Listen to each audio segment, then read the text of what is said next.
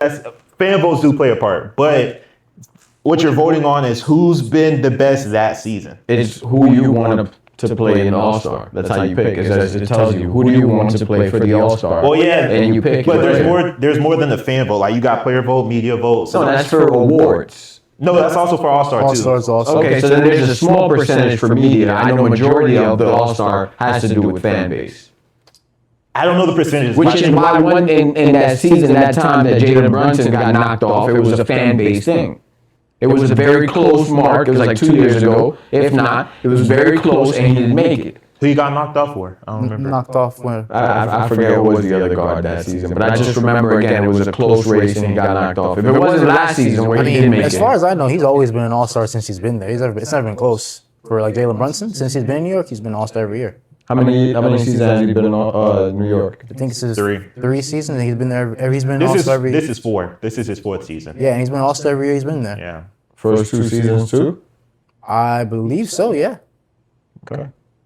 Yeah, I don't think he's missing All-Star since I think his first All-Star was it his first year with the Knicks? It would have had to have been because he didn't make it with Dallas. Yeah, he didn't make it with Dallas. So and he got traded in 22. Yeah. So I believe he was All-Star now. I'll double check that later on for sure. Anyways, moving on. Draymond Green getting into it with Steve Kerr. Crazy argument on the sideline. Obviously, that was witnessed by a lot of people on social media. They obviously since then did apologize. Seems like there's a little bit disgruntledness going on there. We talked last week, how how Steph Curry misses Klay, and then now we're even seeing Steve Kerr mentioning that he also too kind of misses having Klay on the team as well, and obviously with the chemistry. But what's going on with the Warriors right now? Because I wanted to talk about a little bit earlier, but now that we're at that part. I mean, what's going on with the Warriors right now, man? A lot of stuff. They brought Jimmy Butler in there to get help. They didn't do much in the offseason. They did get Al Horford, and I think that was the only piece they added. I think the Anthony Melton as well, they added as well. So what do they need to do to really take the next step? We've argued before, age. Steph Curry, 37. Or 36, whichever the age is. 37 going 38. Is it going to be, what is he going to need to take it to the next level, I guess you could say? Or help.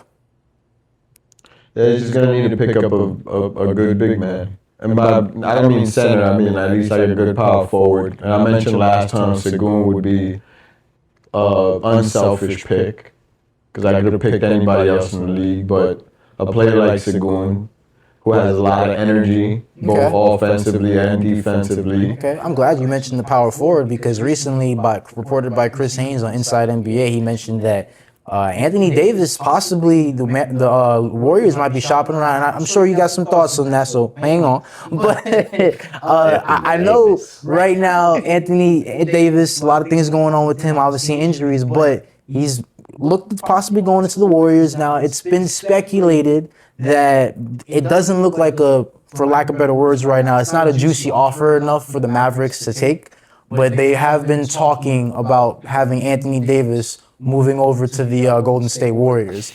That is a power forward that you would get. How do you think that would play a role? Armani, I'm going to let you go first because it seems like you can't hold it in.